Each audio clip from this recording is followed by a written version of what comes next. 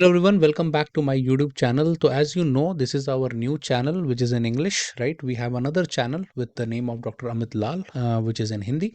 So in this particular lecture, I'm going to teach you about leadership styles, one of the very prominent topic in management as well as in organizational behavior. So I will try to take up all these leadership style one by one and try to explain you in detail. Let's begin.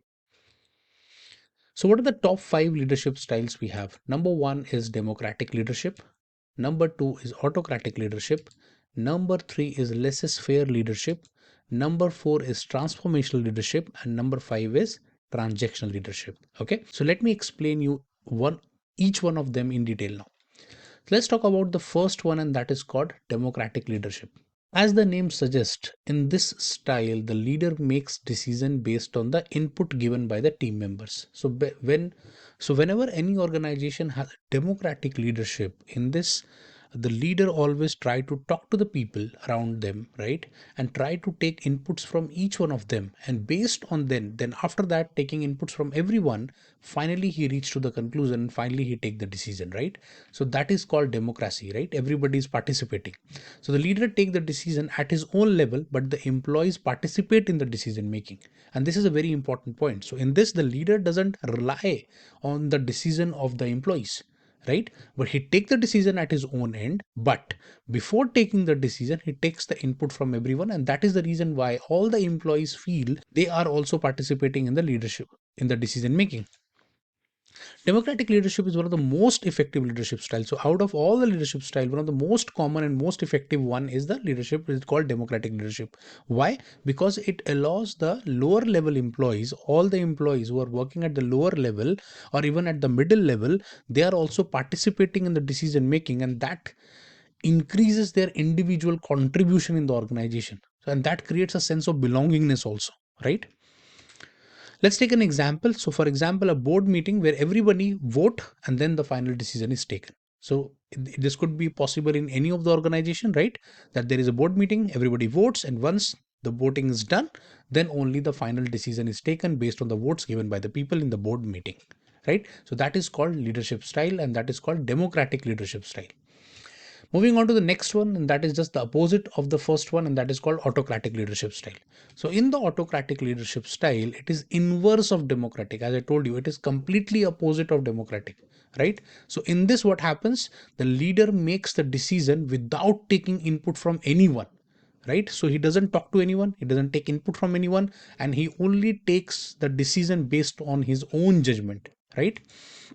So, employees are neither considered nor consulted prior to any decision. So their participation is almost zero. So the leader doesn't allow any of them to participate, or not, neither he consult any one of them, right? And they are expected to follow the decision. So whatever the decision is taken by the leader, everybody has to follow it, right? They don't have the right to participate, and as well as they don't have the right to complain also. An example of this could be that whenever the manager is changing the shift, like hours of working shifts, he's not consulting with anyone, and he just shoot a notice to everybody that tomorrow the work shift will be from this hour to this hour, and that is going to affect a large of employees and everybody. And then in this situation, in autocratic leadership style, the biggest problem is that people might resist it, people might rebel it, right? In that situation, it is not that easy to follow an autocratic leadership style, because people are not, all the employees around you is not actually supporting that idea. Moving on to third one, and that is called laissez faire. Laissez faire means that it's a French term, and it literally means let them do, right? And that is what exactly it means. That means that leader gives you complete authority and complete freedom. He doesn't interfere at all, and he gives you complete freedom that whatever you want to do, you can do at your own level. So laissez faire leadership believes in empowering employees. So the goal here is that the leader trusts the work of the employees and then asks them to take decision on his behalf.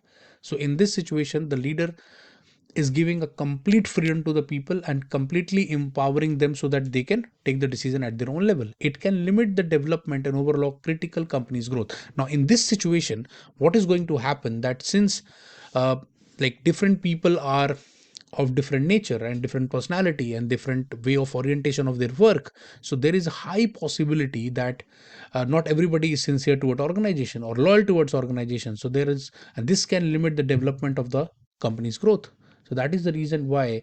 And since it's like a complete freedom, so in that situation people might misuse this power as well. Therefore, it is important that leadership style should have some monitoring as well as checking. So that's the reason why the laissez faire has been criticized. Why it is criticized? Because leader is not monitoring, right? Leader is not checking anything. So in that situation, there could be blunders, right? Or there could be misuse of power, and that is the reason why it is clearly said that in the literature that laissez faire, uh, there should be some check or some monitoring should be there, right? So in the startup you might see laissez faire style. So generally in laissez faire, people in the startup culture, people do have freedom, right? And that's the reason why, because most of the people are founders or maybe top management people, and that's why they're taking decision at their own end and they're giving freedom to the other people as well. And that might, because they trust each other. The fourth one is called the transformational leadership.